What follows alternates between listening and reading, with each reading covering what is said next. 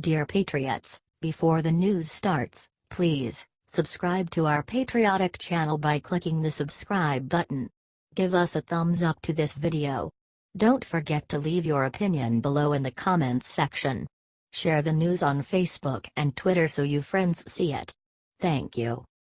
12 HRS after supporting Trump in her big show premiere, Roseanne Barr got insane news. The numbers are in, and just like November of 2016, we discover that it's Trump supporters for the win. Tuesday night's highly anticipated Roseanne reboot was a smashing success, according to Yahoo, who reports that the ratings are breaking records. The first episode in the double episode opener is reported to have drawn 17.7 million pairs of eyes and have a 4.9 rating in adults 18 to 49. The second episode at 8:30 p.m. rose even higher to 18.6 million viewers and a 5.3 in 18 to 49. For the 8 p.m. hour, Roseanne averaged a 5.1 in 18 to 49 and 18.2 million viewers. To make the success even more impressive is the fact that this broadcast shows an audience that was up 10% from the May 1997 finale telecast 21 years ago and topped the viewership of the final 12 telecasts of the original run's 1996-97 season. Despite the obviously pro-Trump main character, Roseanne scored as the highest-rated show on entertainment television in 6 years among adults 18 to 49 and TV's highest-rated comedy telecast on any night in 3.5 years since September 22, 2014. It is the top scripted telecast this season, only behind the post-Super Bowl episode of This Is Us. The question on many TV executives' minds right now is no doubt why? Why did this simple revamp of classic break records and bring in more viewers than the other, more politically correct reboots, i.e. Will and Grace? According to Breitbart News, it's their approach to the modern-day problems that families face being politically divided and the fact that they don't shy away from showing both sides of the issue. Tuesday night's two-episode revival of Roseanne launched with the same emotional flair that made the original Connor family working-class comedy and 90s cult classic, updated for the millennial age and set in the Trump era. After a 20-year hiatus, the magnanimous matriarch Roseanne Barr is reunited with her on-screen husband Dan, John Goodman, and the pair face new family challenges. Roseanne's unemployed daughter Darlene, Sarah Gilbert, has moved in with her two children. Becky, Alicia Goranson, widowed, struggles to become a surrogate, and Jackie, Laurie Metcalf, clashes with Roseanne over the election of Donald Trump. One emotional moment manufactures a rare TV sighting, a flyover state, and isn't offering an honest and raw, reason-based rationale for supporting Trump. He talked about jobs, Jackie. Roseanne says to her nasty woman t-shirt-clad sister, who vocally supported Hillary Clinton but walked into the booth and voted for Green Party candidate Jill Stein. He said he'd shake things up. I mean, this might come as a complete shock to you, but we almost lost our house, the way things are going. Moments later, just before the family eats dinner, Roseanne says a prayer. She asks Jackie, "Would you like to take a knee?" In which she thanks God for her son DJ's, Michael Fishman, safe return home from his military service in Syria, and most of all, Lord, thank you, for making America great again. Though the reboot is not steeped in political party politics, Roseanne admits, to the New York Times, that she wanted to have that dialogue about families torn apart by the election and their political differences of opinion and how we handle it. I thought that this was an important thing to say at this time. Roseanne Barr told the Times, "It's about how families are still struggling and what they do about it. There's an arc in this season, and it's the closest I've been to doing what I want to do," the 65-year-old said. "It's about everything in our country. It's about opioids and health care. How we deal with whole new issues that we didn't even have before, like gender-fluid kids. How working class people, how and why they elected Trump. It's an accurate portrayal of these people and people like them," Roseanne said of Trump voters. "In terms of what they think, and how they feel when they are the ones who send their kids over to fight. We've been in wars for a long, long time, which everybody seems to forget. But working class people don't forget it because their kids are in it."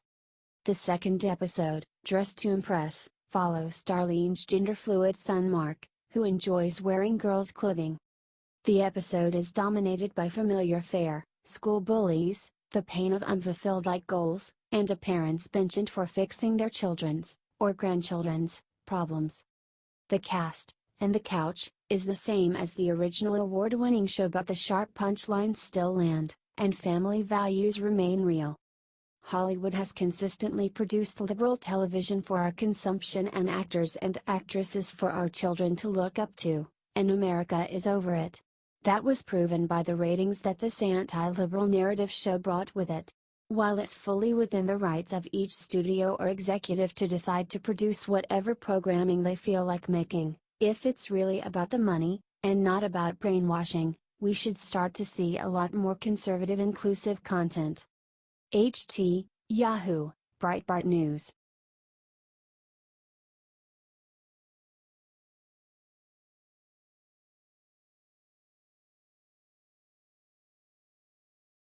California AG threatens to arrest Sheriff Hutchins, Trump drops brutal warning.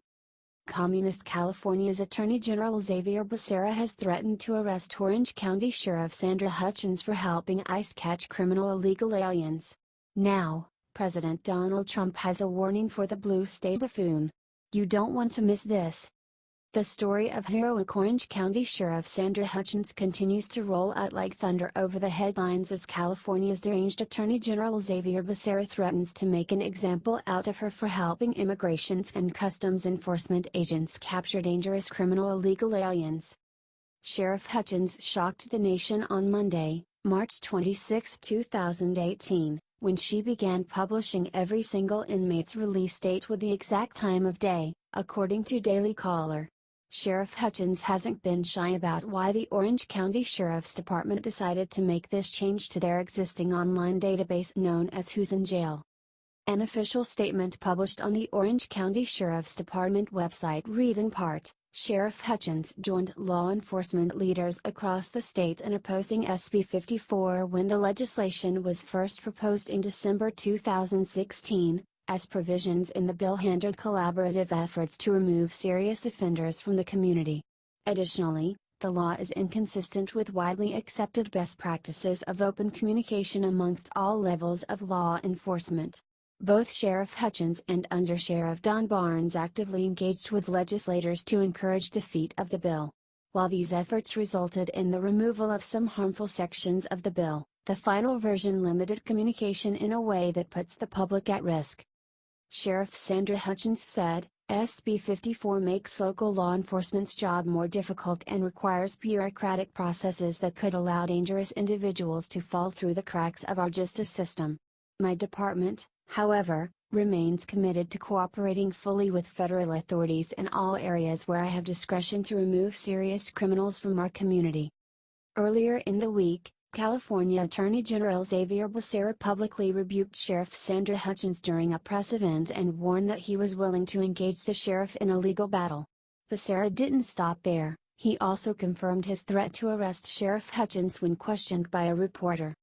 State law is state law. And it is my job to enforce state law. I will do so. And we want to make sure that every jurisdiction including Orange County, understand what state law requires of the people and the subdivisions of the state of California, Becerra said. A reporter then asked Becerra, does that mean a lawsuit of the sheriff's department or the arrest of the sheriff? Becerra replied, I think I just answered that. This nasty threat from California's Attorney General against Sheriff Hutchins has now caught the attention of President Donald Trump, and he isn't happy about it. On Wednesday, March 28, Trump rang out his support over Twitter for the people of Orange County and their embattled sheriff, which also served as a warning to Becerra and all of the upstate pricks in Sacramento. My administration stands in solidarity with the brave citizens in Orange County defending their rights against California's illegal and unconstitutional sanctuary policies. California's sanctuary laws release known dangerous criminals into communities across the state. All citizens have the right to be protected by federal law and strong borders, Trump wrote. I think it's safe to assume that President Trump has Sheriff Hutchins back on this one and that he supports the constitutional rights of those who live in Orange County, California. The fact of the matter here is that California's leadership is trying to fast-track the left's plan to replace their voting base with illegal immigrants by any means necessary. It's only when someone like Sheriff Hutchins stands up to the dictators in Sacramento and makes the decision to honor our federal immigration laws that we see the left's ugly head appear so prominently. Becerra will undoubtedly continue to threaten and intimidate the Orange County Sheriff's Department for doing what is lawful, and in return, Trump will answer back with the full weight of the federal government and millions of American patriots behind him. Please pray for Sheriff Hutchins as she continues to blaze a trail in California like a new age pioneer for the rest of America to follow.